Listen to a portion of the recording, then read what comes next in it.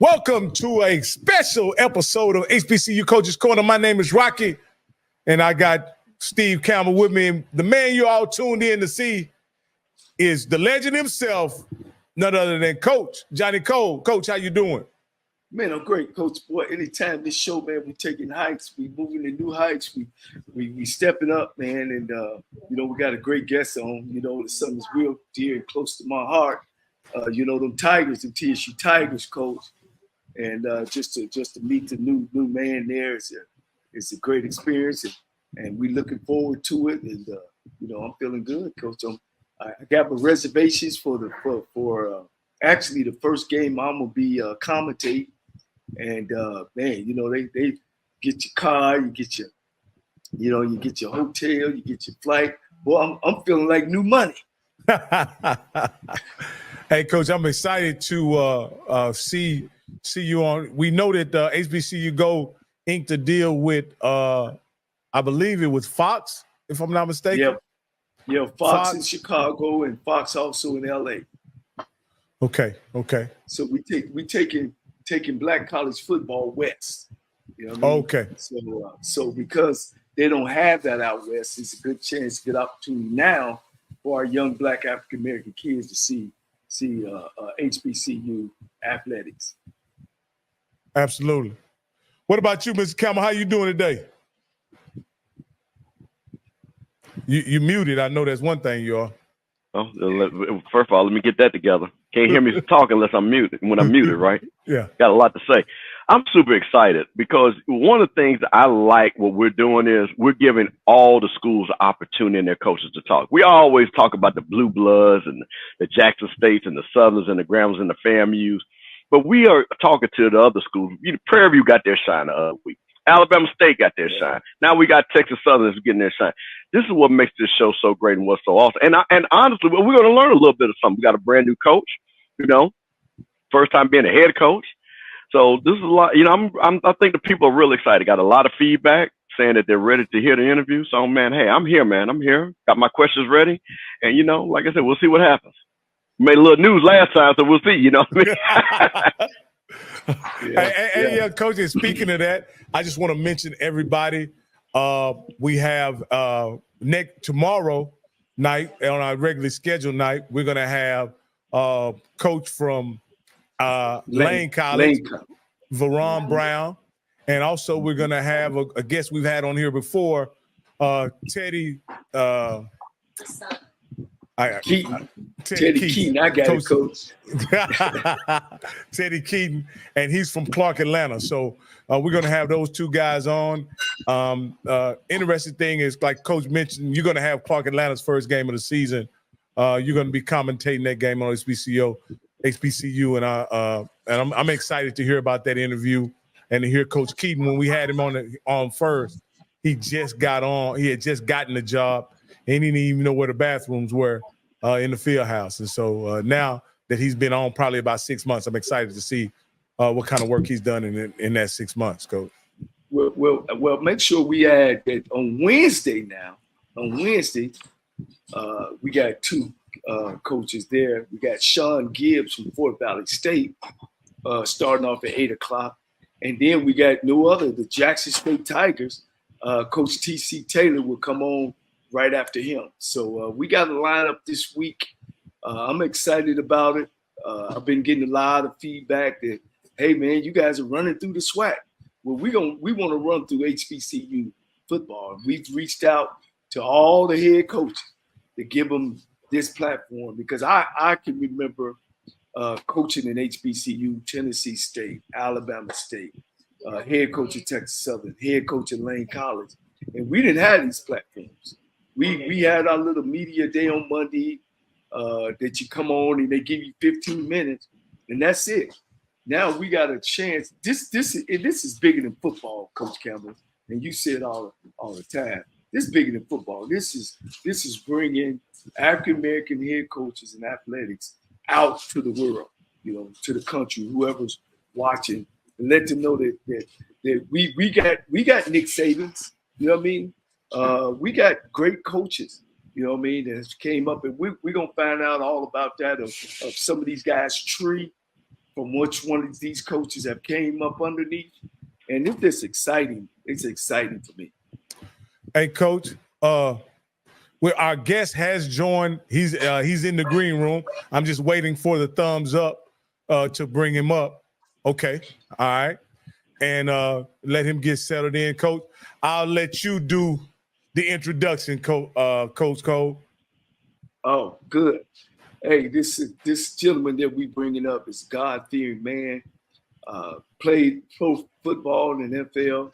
I had opportunities to meet him on several occasions. He may not remember. Always been a stand-up guy. It's an exciting time for Texas Southern University to get such a candidate. And he knows the Houston area. He's played football for the Houston Texans, and the Oilers. With no further ado, with the Oilers, I'm sorry. With no further ado, I'd like to bring up the head football coach, the man, Cris Dishman of the Texas Southern University. Thank you guys so much. I appreciate it.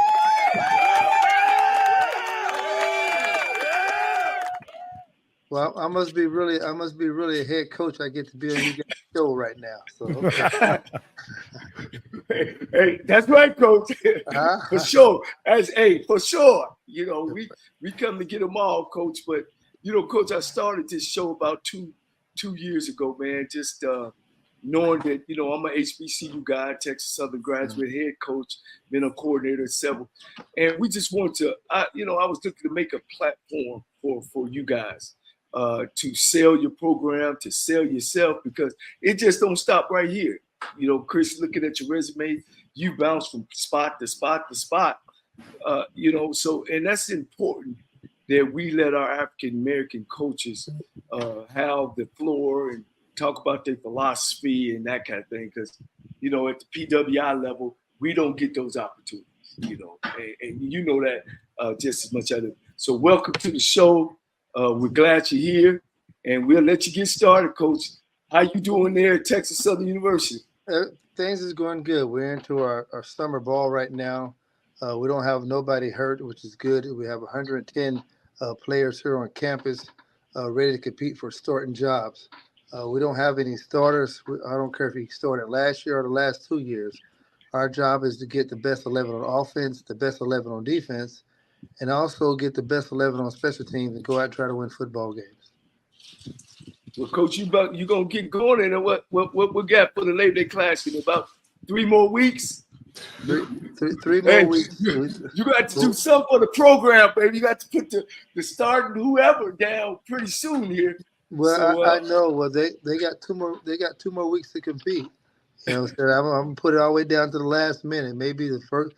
The Thursday or the Friday, do we name a starting unit? But because you start versus Prairie View, don't mean you're gonna start next week either. So we'll have a competition for the years I'm here. Is always gonna be competition. Competition is good. It brings out the best in you. And those who fold in practice will fold in the game. So I'd rather you fold in practice. So therefore, I don't have to put you in the game. Right. Coach, this is your first big opportunity. 1AA college football program. Where did you learn your philosophy? I kind of hear philosophy here on how to get things done. What tree or who was the guys who actually made an impact on your career?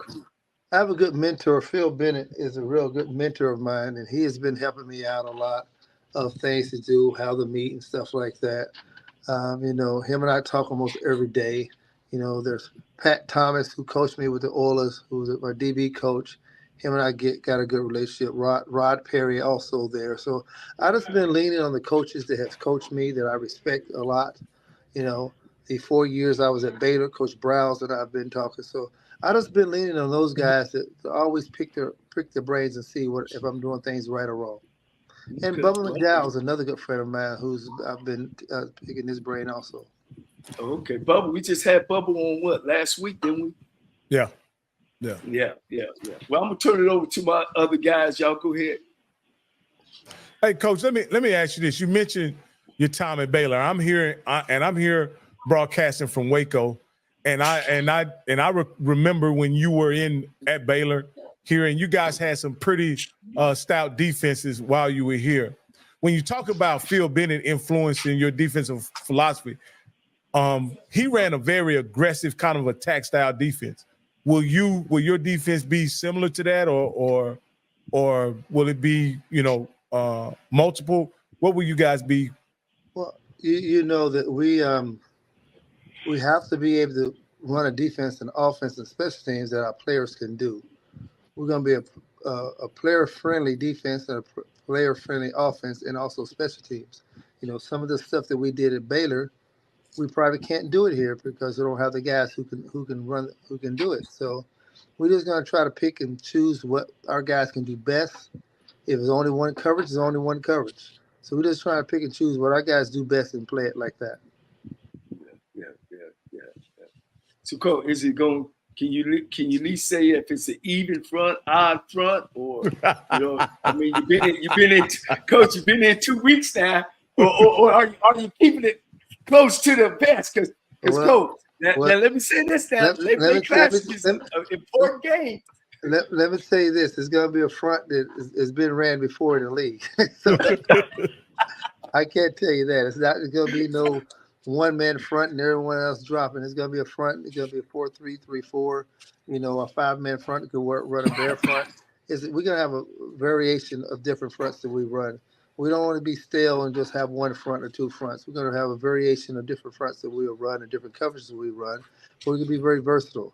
We got some very good athletes on the defensive side. They're interchangeable. So we can't, to be fair to them, we can't just run one front because all our guys are interchangeable. Now, Coach, you mentioned Art Briles is one of your mentors as well. Will you be running any elements of the Art Briles offense at TSU? Well, today's football is Art Briles offense. If you look at all the teams who do the fast-paced NASCAR, or whatever they want to call it, that's part of the Art Briles offense. So we're going to fall in line with everybody else. We're going to do some of that too. Well, Coach, you must be having close practices over there, because I talked to my cameraman. He couldn't get it into place, man. What's going on? I got to tell him to use my name next time. Well, he got to use his name. We may not know who he was. You know what I'm saying? Yeah. He may have been a scout from Prairie View or something. It does happen, Coach. It does happen. Take it from me. They got some folk up in the tree now watching you. Well, New England can do it. I guess everybody else said New England do it. Everybody else can do it. Yeah. Hey, Coach, I also want to bring this to your attention. I was really trying to get some information about your roster and your current coaches. And it looks like the information on the website is a bit dated. It goes back to last year, and even the previous coaching staff, Coach McKinley and Coach March, are still listed as head coach and OC. So with that being said, we don't have as much current information as we probably should.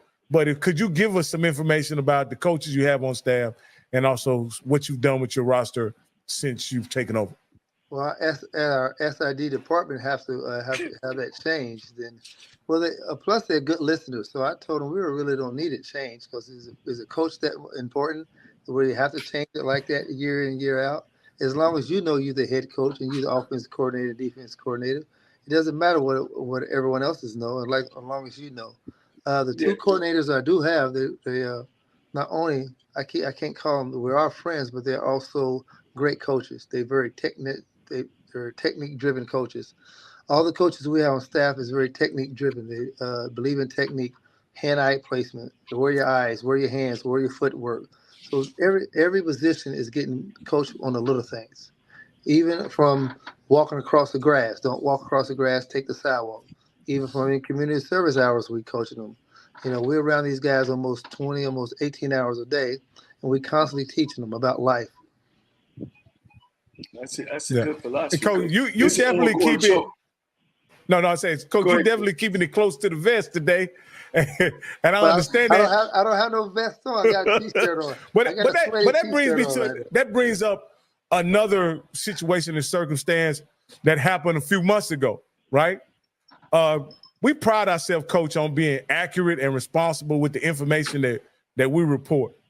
And here at the HBCU Coaches Corner, we not only had a contract, we had the date that a coach was going to be ratified by the board, and for whatever reason, that information didn't happen. And so, with that being the situation, can you explain to us, Coach, what went on? Were you a candidate the whole time, or were you in the mix the whole time, or did that situation materialize after the coach from Alcorn, the previous coach from Alcorn State, Fred McNair, contract was not ratified by the? I have much respect for Coach McNair, so I can say this, that when you're God's choice, it's going to work out for you. And I felt like I was God's choice. No man can give you a job. Only God can give you something that you want. And I prayed about this job and got this job. So I probably wasn't man's choice, but I was God's choice. And that's all I need to be, God's choice. Yeah. Coach, when you said you prayed on the job, were you always interested in this job? I was interested in being a head coach. Yes, sir. You know, I've been just a head coach. I've been a coordinator. I've been defensive back coach. I've coached at almost every level.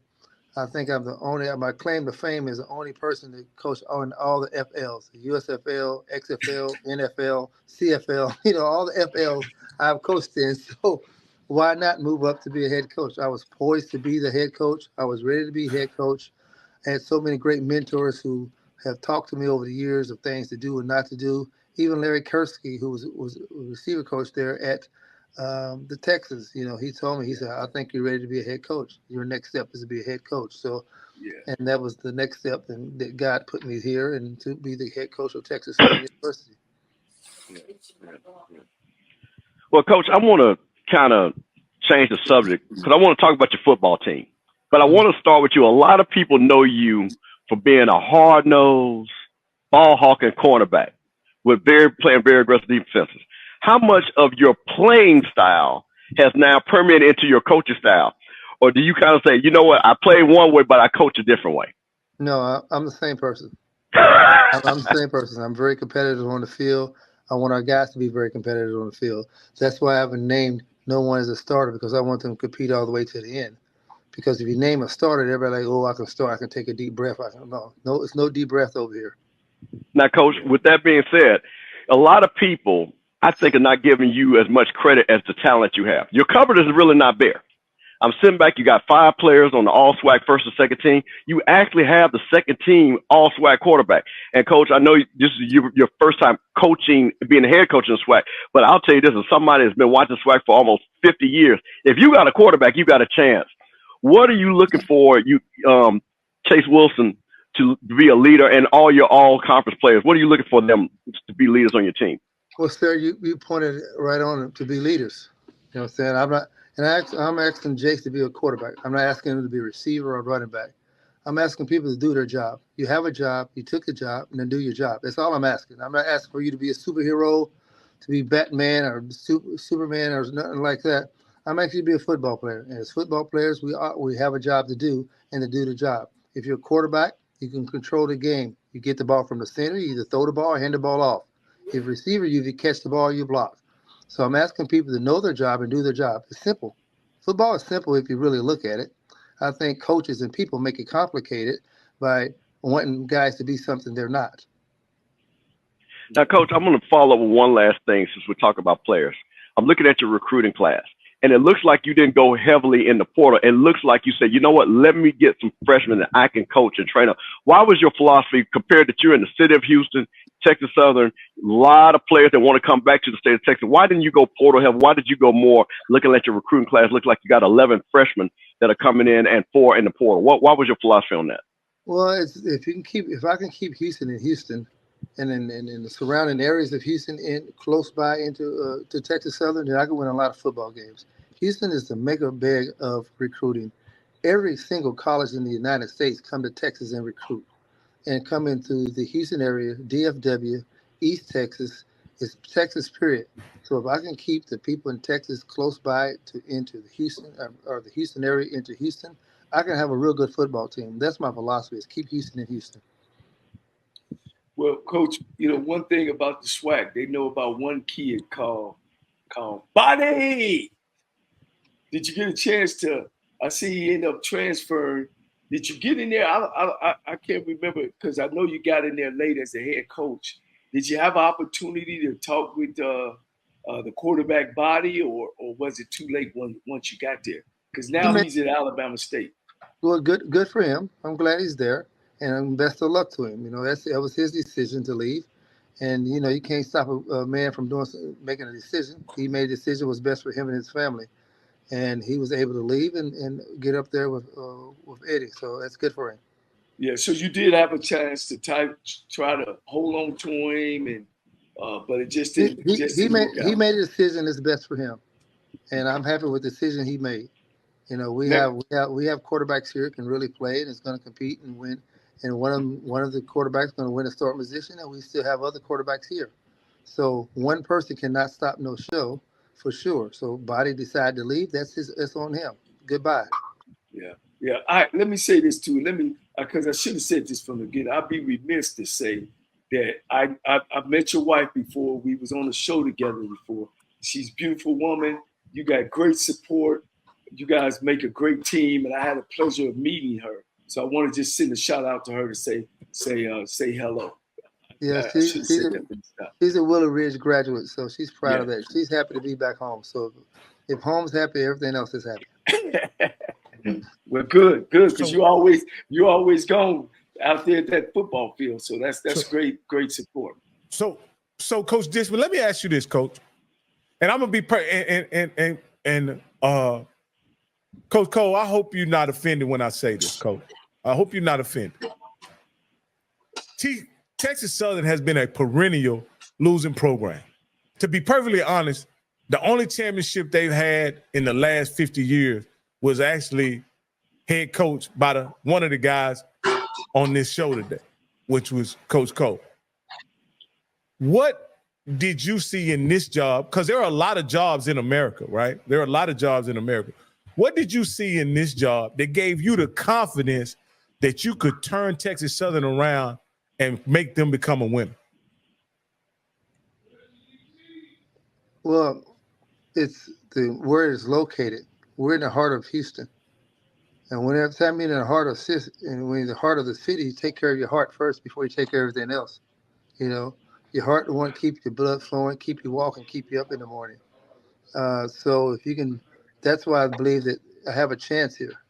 I know I have a chance here because of the guys we're recruiting, the guys we're coming after, the guys who's on this team, you know, and the coaching staff that I do have, the support staff I have, and our trainers, our equipment men and women.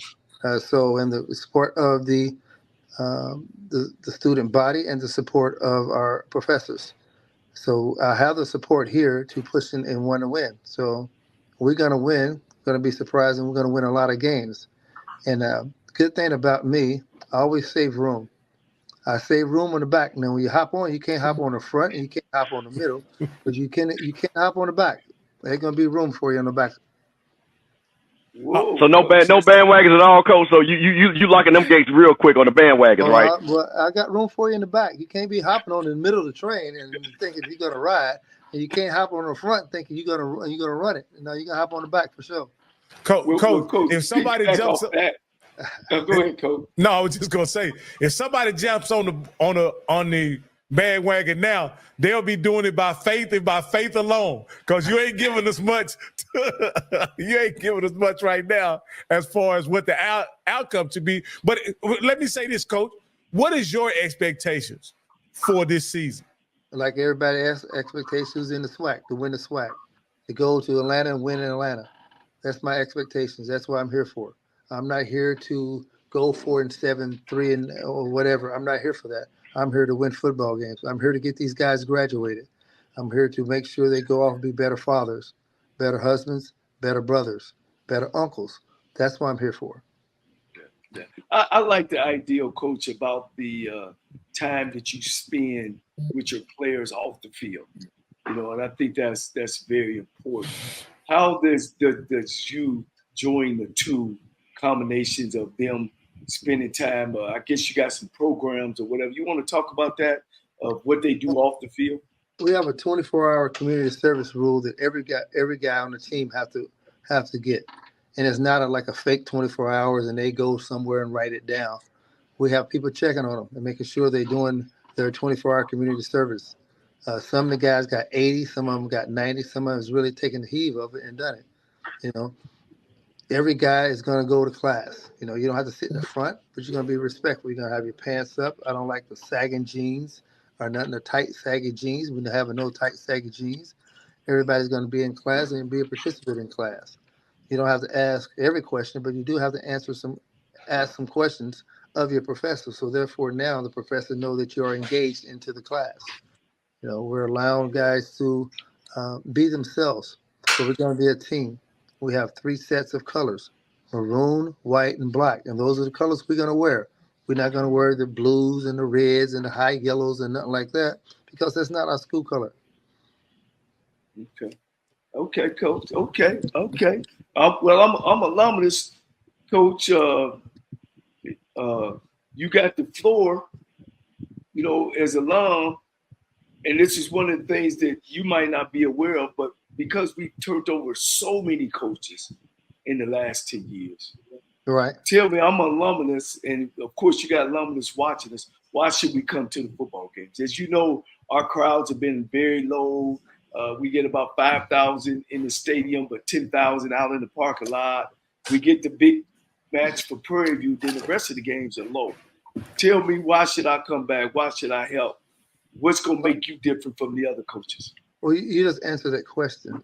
You just answered your own question by saying that you get 5,000 in the stadium and 10,000 out in the parking lot. Well, that 10,000 now has to come to the stadium. These guys need that. Those guys need that. When I was with the Oilers in '96, Bud Adams decided to move the team to Nashville. Well, we went from 50 to 70,000 people in the stands to 10,000 people. Don't you know that year we had a better road record than we did home record? All because there was fans in the stands. So when you hurt, when you don't come to the game, you hurt the players. You know what I'm saying? You hurt the players. So why will you come and stand out in the parking lot instead of coming into the game? Come into the game, cheer these guys on. You know, they need your support. They need your support morally, mentally, and physically, and also spiritually. So they need your support. So therefore now they can get up. So as the Oilers, we had a better road record, all because there was people in the stands. You know, these guys play for people in the stands. Right. Well, you know, I know living there in Houston, Texas, man, they love a winner, Coach. And look, we ain't gonna get to see what you do until the Labor Day Classic. So, man, let's see what else we can think out. Coach. You already know what you guys already know what I'm gonna do. We're gonna line up 11 on offense, 11 on defense, and 11 on special teams and go play the game. Well, I know one thing. You got a hell of a linebacker there, Williams, the Williams kid, number 11. I went to school with his mama. He run for tackle. He covered from sideline to sideline. So I know you got. I think he was the player of the year this year, preseason player of the year. I don't think so, but he made all. He should have been. Yeah, he should have been. Yes, sir. He should have been. He made all SWAC too. So, like I tell him, I congratulate all those guys for making an all SWAC team, first and second team. I'm very happy for them. It's a very accomplished, a very good accomplishment for them. But all because you made all SWAC don't mean you still start. So you got to compete for your job. Right. Competition is great. For 13 years, I competed for my job. For 13 years, I felt like my job was going to be taken by someone younger. So competition is great. Hey, Coach, let me ask you a question. You are an all-pro cornerback. I see a lot of times when you see players like yourself at that high level, do you find yourself sometimes, I know you're the head coach, but going over there to the DBs and saying, hey, stop, let me show you the technique and things like that? Do you see yourself giving your DBs a lot of one-on-one or even talking to some of your defensive players because you played at such a high level and you were all pro? Well, I got a good defense coordinator, Billy Park. He's a very good defense coordinator. He's very thorough, very conscious. He knows the game. Yes, I do go over sometimes. Billy accept that and understand that I'm DB by nature, so he understands that I am going to come over there. And he's very conscious and very knowledgeable of the football game and understand and respect me enough to go ahead, Dish, do what you have to do. I'm telling them right. Now, Coach Dishman, will Will you be calling the defense, or will your defense coordinators and offense coordinators be calling the play? No, I have coordinators. I'm gonna let them do their job. That's why I hired them. Like I told them, I wouldn't hire you guys if I'm gonna be doing the calling. Then I just hire myself. So those guys are very capable of doing game planning and making the right calls and doing the right stuff. Because your offensive coordinator, he actually coached on the professional level as well. He sure did. Yeah. Steve So, Smith. Yeah. Well, Coach, since you don't want to give us no pinpoints. I done gave y'all everything. All right. I don't know what All right. No, Coach. I gave you everything. I gave you everything. You got a master's degree in coach speak, Coach. You got a master's degree in coach speak. At least. Okay, Coach, let's do it. 1 to 10, 10 being great, 5 being we need some work, of course, 0. All right. What's our quarterback situation? Oh, 1 to 10, Coach. Our quarterback situation is 8. Okay, 8. Got that down? Okay. All right. Wide receiver group. Oh, 8. Ooh. Running backs. We lost the good one, Coach. We lost the good one. Yeah. I are in the backfield. I just saw him the other day over here. I wish he had more time to come on back over here, but he doesn't. No more eligibility. We lost last year to Prairie View, Coach, and he was averaging 10 yards a carry, and we gave him the ball 2 times in the second half. You know, and I damn near cried on the TV, Coach. We can't do that now. Oh, so running backs, what we got, Coach? 0 to 10. 8. 8. Okay. Hey. And that O-line, Coach. Where to start from? O-line's a 9. Wow. Coach, I know you had a big senior group last year. A couple of them were senior. Okay, we'll take that. Are we going to play with a tight end or not? No, we made some. I'm taking it back to 30 personnel. I'm taking it back to 32 personnel, 14, 13 personnel. We're gonna have multiple personnels, you know. All right, let's move to the defense. I thought number 0, I can't call his name. If we can find his name, Steve, last year. I thought he was an offensive lineman. We had him playing defensive tackle, I think it's 3 technical. Where's our defensive line at? 0 to 10. Well, they're an 8. Okay. That means we need some help. No, okay, what about the 8? You said 8 as the highest, right? Yeah. 10 is the highest. 10 is the highest. Yeah, I give him an 8. Okay. All right. And Coach, we know, Coach. We know this your first year up in there. You know, we know. You know, you're juggling. You find, you know where the restroom at. You just found out where the restroom is at. Linebackers. I'm gonna say an A because of the Williams kid. But go ahead. Well, I give it an 8 too. See, we great minds think alike. Yeah, he can get it. He can get it. Yeah. Secondary, Ted Sutherland always been great in the secondary. Yeah, always got them fast kids. Our equipment manager is an 8. Our athletic trainers is an 8. Well, Coach, let me ask you this. I like the fact our support staff is a 9. Let me ask you this, Coach. I hear a lot of 8s, but one thing about being an HBCU coach, you wear a lot of hats. You got a lot of your alumni watching this show. What could your alumni do to help you get to a 10? What are you looking for? What do you say? Hey, alumni, if you can help me fundraise for the weight room or a training table, things like that, to help your alumni, to help you have that winning program that I know that you're going to push Texas Southern. Because I went to FAMU, and one of the things that we understood really quickly is that we had to come as alumni to support the coach and give you guys what you needed to be successful. So as you got your alumni, and I'm talking about a powerful alumni group, you're talking about doctors, lawyers, engineers, and things like that, pharmacy. So tell those alumni, what do they need to do to get you to that 10? just money, period, Coach. Just money, period, Coach. Yeah, as you know, today's football has changed. Today's football is a business. In order to run a business, you have to have money. Yeah, so in order to run a business, you have to have money. You have to have money backing. You can't go NIL deal with no money in the NIL pot. You know what I'm saying? So everyone's talking about, we need to go get NIL deals. Well, how you go get NIL deals with no money in the pot? So we need that golden pot at the end of the rainbow. That's what we need. So the more money. Chris, you know, from the Deion Sanders bringing in a pro guy and all the stuff that brings in Deion brought in to Jackson State. Was that part of your or Texas Southern's pick to say we need to bring Cris Dishman in because he's a well-known Texan, a Houston Texan. He has some contacts. Are they looking for you to be that, as you say, that guy to bring money in, or at other campuses it usually start at the athletic director's level? That I can't ask Johnny. I don't know what they looked at. You know what I'm saying? Okay. Like I said, I was God's choice. I got the job. You know, it's only Deion Sanders. Only one Deion Sanders. God don't make it one Deion Sanders like that. You can't. There's no one can implement him. He's a very good individual. He was a hell of a player, and he's a hell of a coach. And that's why he's at Colorado right now, because Colorado saw something that others didn't see. And from Colorado, I can see him playing. I can see him coaching in the NFL, even though he keeps saying he don't want to coach in the NFL. But an NFL team would be crazy not to hire a guy like that. He's very charismatic. So, he know how to deal with the players, and he know how to recruit. He know how to go and get funding. Yeah.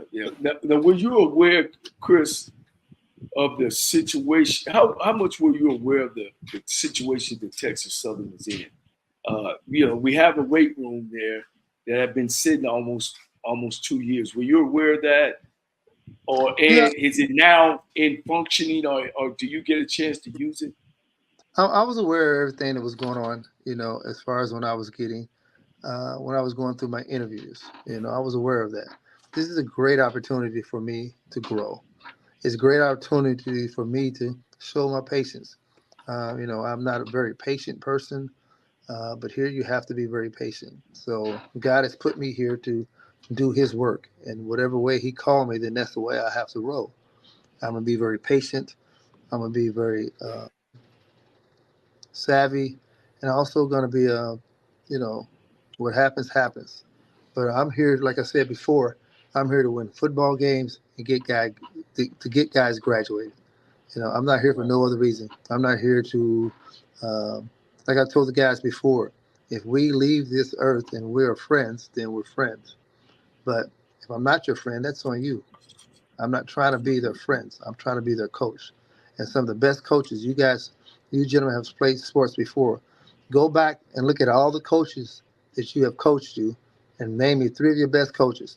And they told you this: I'm not here to be your friend. I'm here to be your coach. And that's why I told these guys, I'm here to be your coach, not your friend. Well, what about that weight room, coach? Let me get to weight. Is the weight room functioning now? Is it up and running? It's functioning. You know, it have lights on, and we haven't been in there yet, but that's okay. I never saw a building win a football game. Not one building, no matter how beautiful all the PWI's buildings, your Texas A&M, your Texas buildings, how beautiful those buildings and weight rooms are, they never win a football game. That's right. So I don't care if the weight room never open. I don't care if it's never get function. My job is to win football games. And like I told our guys and our coaches, we only can control what we can control. Don't go out and say, oh, well, you don't have. Don't be crying what we don't have.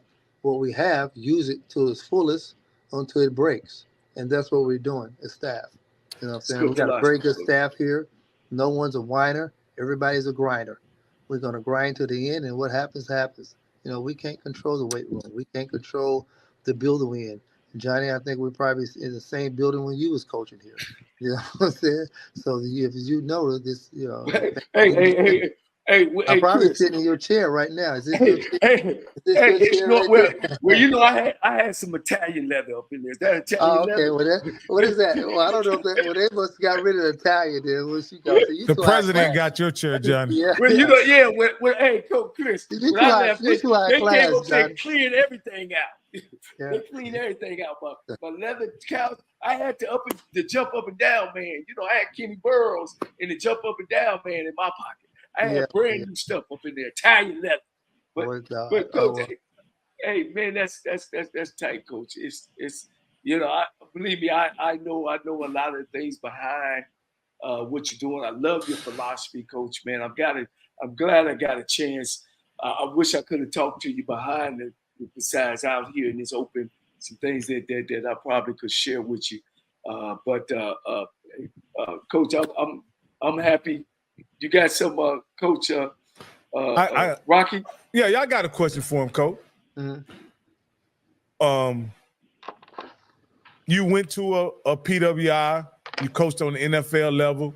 The colleges that you coached at were PWIs, and you coached on the professional level. How surprised were you to get your first head coaching opportunity at an HBCU?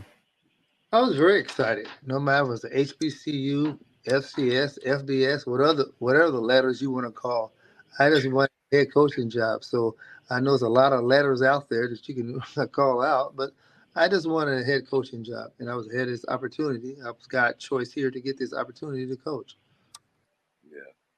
Yeah, you know, Coach, man, being an HBCU guy myself, and you're a PWI guy, like you say, they all letters and stuff. You know, you know, sometimes it kind of sets us back out, you know, because we choose to go to black colleges. And I'm pretty sure, I don't know, did a black college, even HBCU college, recruited you out of high school? No, they didn't. You must have been one of them 5 stars. Well, you know, like I tell my coaches, you never ask, you never get. That's right. So That's right. if we never offer, if we scared of 5 stars, we don't need to be coaching. Because I'm not scared to go out. I'm not scared to go out and recruit anyone. I go out at 5 stars, 4 stars, 3 stars, 2 stars, and 1 star. Yeah. But as you gentlemen know, it's not about the stars. It's how you're going to be developed. How can you develop that guy? You can get a 2-star guy and develop into a 5-star, or you can get a 5-star guy and you never develop and he becomes a 2-star. So it's all about developing these young men. Right. But we got to get you some help, Coach. It sounds like we got to get you some help there. But as you say, I like your philosophy. But Johnny, you got to go with what you go. You can send us a check here anytime you want to. You know what I'm saying? So we accept your check anytime you want to. Okay. I got you, Coach. But it got to be reciprocal too, Coach. The other way around. But that's a whole nother stuff, Coach. But because you know I'm out there and I'm behind the scenes, Coach. Let me say this, Coach. People give money to people, not buildings. Right. You know what I mean? Right. And it's about relationships. What you were talking about earlier, as far as with your players and things like that. You know, and being alumnus and being on all sides of that athletic program. I think we could do a better job, Chris. We could do a better job, and there's always room for improvement as well. So yes, it is, and that's why I'm not a guy who's a know-it-all. I'm a very humble individual. I'm not a know-it-all individual. I'm always asking for help. Always asking for if I don't have the answer. I'm not ashamed to say I don't know. I tell the guys all the time, if I don't know an answer, I'm smart enough to go and get the answer. That I am. But if I don't know the answer, I'm not going to bullshit you and say I know the answer. I'm going to go get the answer and bring it back to you. Hey, such person said it's this way. You know, Coach Nichols, who's here, who's my right-hand man. I'm always going to him and asking him different questions. And I say, Coach Nichols said that we can do it this way, we can do it that way. So, and I'm saying it's a team. It's not a me and it's not an I. It's a team. As a staff, we work as a team. As a team, we work as a team. I tell you, Coach, talking with Bubba McDowell, talking with Eddie Robinson, now talking to you. Now, y'all all played together in the same defense, right? Yes, sir. Yeah. Man, I mean, that has to be a good feeling, you know. And I know you got to compete against them, but I know the camaraderie ship that y'all had during them days still stands today. How is that either helps your coaching ability, just the rah-rah of the Texans? Explain that to our fans. Well, I could any day I could pick up the phone and call Bubba and talk to him about different stuff, how the day went. And Bubba can call and talk to me. I can go and call and talk to Eddie and talk to him how the day went. Now, we don't talk football. We don't talk scheme. We don't talk this. We talk specific stuff we talk about, and that's it. You know, we don't ask each other who's starting here, who's starting there. We don't. That's petty. We don't really matter. Talking to you today, I know you ain't giving up nothing. That's very petty stuff. We talk life. We talk how to make me a better coach. What can I do? What do they do? what trials they went through, they can stop me from going through them. Now, Coach, we got to end this on a happy note, because you said that you got to. Now, let's come on now, Coach. You are a competitor. What you mean? No. What I mean by you, we hit you with a lot of hard hitting questions. So, we appreciate your answer. But I'm gonna ask you this, Coach. Now, your boy is gonna be across the field. Your boy Bubba McDowell, first game. Coach, how good would it feel to beat Bubba that first game? Are you gonna trash talk with Coach if y'all get that W? First of all, yes, when we beat Bubba the first game, and we're going to be very happy. Bubba already told me that it's not a rivalry. I keep calling it a rivalry. He said, Dish, you got to stop calling it a rivalry because it's not a rivalry. I said, why you say that? He said, because I've been kicking you guys' ass for the last 9 years, so it's not a rivalry. Whoa! See? There we go. That's what we need to hear. See, that's the swag right there, Coach. Y'all hear that? Y'all better That's the swag, Coach. Yes, so it's not a rivalry, so I can't call it a rivalry.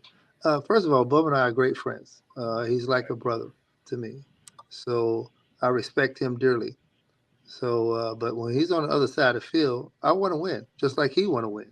So don't take our friendship and thinking, oh, we're gonna be soft on each other. No, ain't none of that. We both are competitors, and we both gonna try to win the game. Well, Coach, let me clear the air, because we need to get Bubba back on. Coach, when I was in school, and of course, Prairie View went through an 88-game losing streak. All right. That was when we stepped on campus, and I hope you instill this in your kid, or tell them that Johnnie Cole said, we don't lose to Prairie View, ever. All right? That game is, they told me, because when I first came there, we used to play them at the end of the year. Mm-hmm. Both teams used to, of course, be in bad shape. But we used to whoop their tail, man. And now, man, Bubba we should have interviewed you first, so I could have got on Bubba's tail. But Coach, that's a real important game now. I think my numbers is really good thing about numbers, Johnny, that it always add up. And alum told me this: as long as we beat Prairie View and lose all the rest of the games, I'll be okay. Well, I told him, I said, well, I don't think that makes sense. Because you beat Prairie View and lose all the rest of the game, it means you're 1-10 or 1-11. If we lose against Prairie View and win the rest of the games, that means you're 11-1. I'd rather be 11-1 than 1-11. Right, Coach. Don't believe that. Don't believe that. Yeah, they blowing smoke, Coach. As an alum, as HBCU alum, you on the right side of the equation. Get them W's, Coach. Get them W's. So my mom and dad, my high school teachers at DeSales and my elementary school teachers at Christ the King taught me how to count math. So you want more numbers on your left than you want on your right. Well, let me say this, Coach. With that being your outlook in your first year at the helm at Texas Southern University, how many wins can the Texas Southern faithful look to have at the end of the season? Well, let me say this: it's how we judging things is judging on graduation. How we judging things is judging on the APR, GPA, the APR and GPA. How we judging things on how well these guys are progressing. That's the outlook that I'm looking for. I can't count wins. I can't say we're going to go undefeated. Can't say we're going to go. We're not going to win a game. It's always and always will be a player's game. So the players will determine what our record is. The coaches can put you in the right position. We as coaches put them in the right position to make plays. Them as players have to make the plays when they're in that position. So I have a council, and I sit here and talk to my council and I run stuff by them. We're gonna do this today. We're gonna do this today. Do you guys want to do this? And every class is represented, and everyone has a say so. You know what I'm saying? So everyone on the team has a say so of what they're gonna do or not do. I gotta tell them, it always will be a player's game, no matter what. The players makes your philosophy. As a defensive coach, I used to go put my defense philosophy. We're gonna be physical. We're gonna do this. We're gonna do this. We're gonna hold them to this point. And then I realized I was like, hold on, that's my philosophy. but I got to be able to instill my philosophy into 30-something other players. Why not listen to those 30 players and get their philosophy and instill it into me? That's interesting, Coach. So you don't have one thing any about personal expectations of what your first year as a head coach will be like? My expectation is those guys is getting those guys motivated, getting to win game 1, going off to win game 2 and winning game 3, then go to 4, 5, 6, 7, 8, 9, 10, and 11. So wherever those at the end of the day, what those numbers are, then that's my expectations. No, I don't put expectations on myself. Like that I can't control those. I only put expectations on me that I can control.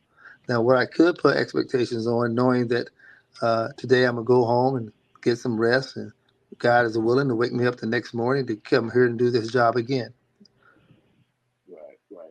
Coach, I know you hadn't went through the season yet, as far as, because you could get to the middle, and as you say, you could be about ready to compete for a championship, and maybe you slipped the first game against Prairie View and didn't win, and they can hunt you.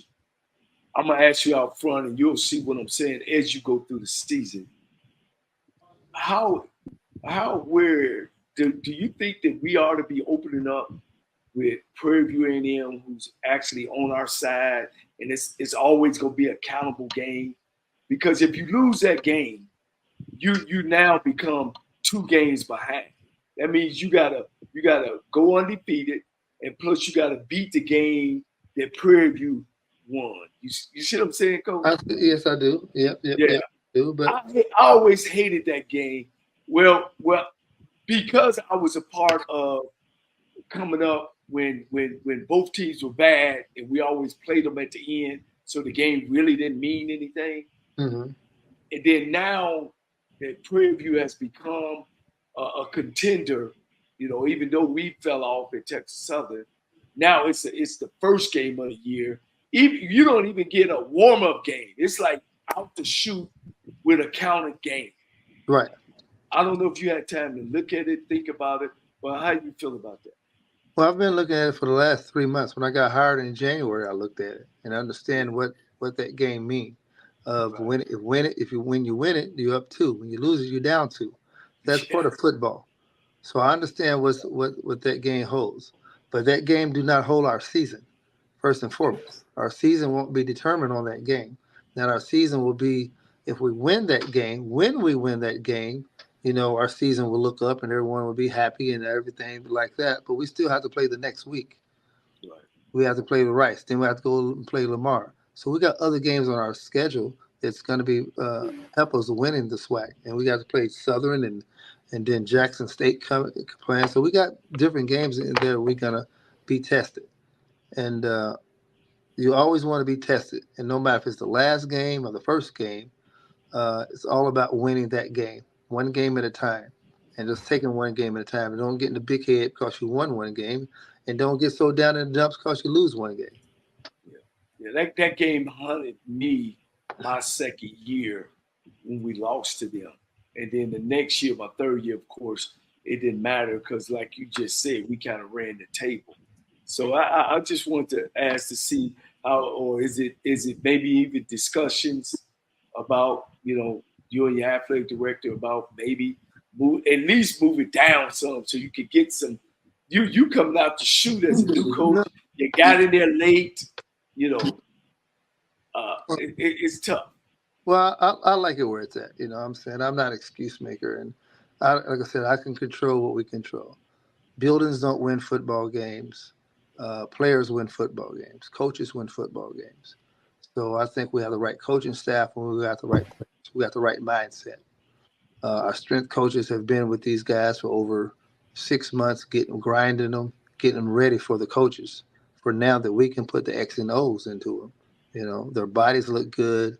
Some of the guys has chiseled down in weight. Some of the guys has chiseled up in weight. So it's time to put the pedal to the metal with these guys and get them going, first and foremost. No matter if we play Prairie View in the first game or the 5th game or the last game, we have to play them.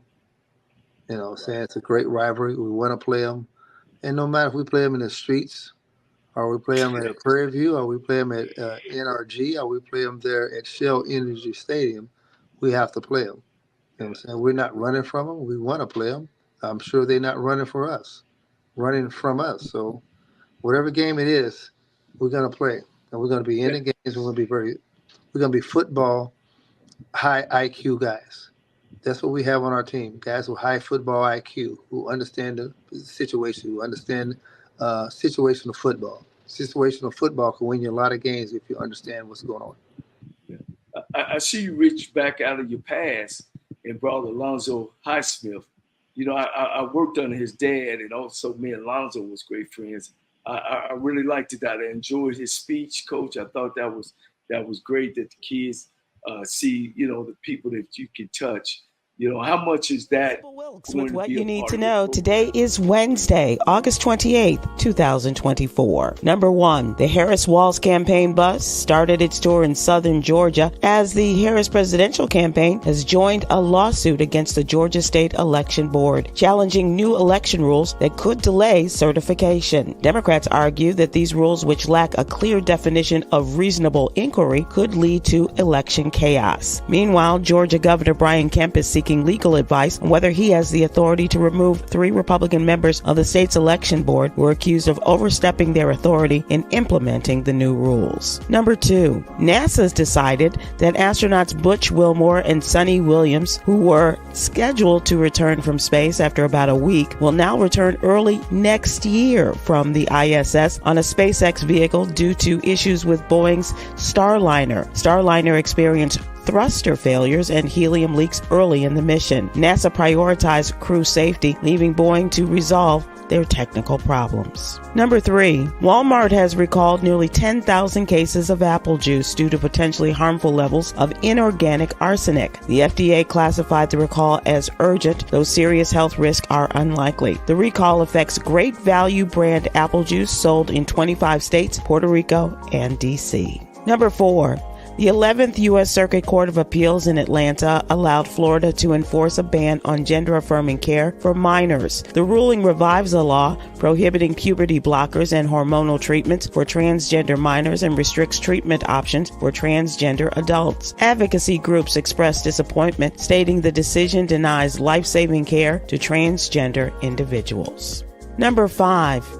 It's Black and Missing Wednesday. Kaylee Marie Bryant has been missing from Atlanta, Georgia since August 19th. The 17-year-old female is believed to be in danger. She was last seen in the Druid Hills area of Atlanta and may be in need of medical attention. Kaylee is described as 5 feet tall, 119 pounds, light complexion, and hazel eyes. She was last seen wearing a white sleeveless tank top and blue jeans. Anyone with information on Kaylee's disappearance, please go to the Black and Missing Foundation website. Here's your daily inspiration from Yogi's Jewels. Meditation is a great way to relax the mind, helping you to focus on the present and let go of worries or anxieties. So inhale, relax the mind.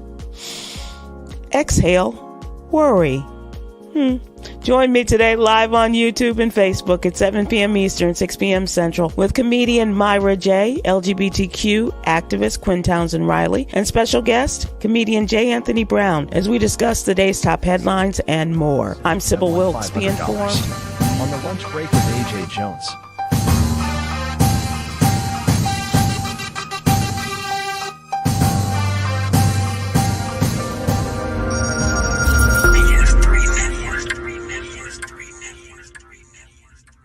BS3 Network, changing the way you watch TV.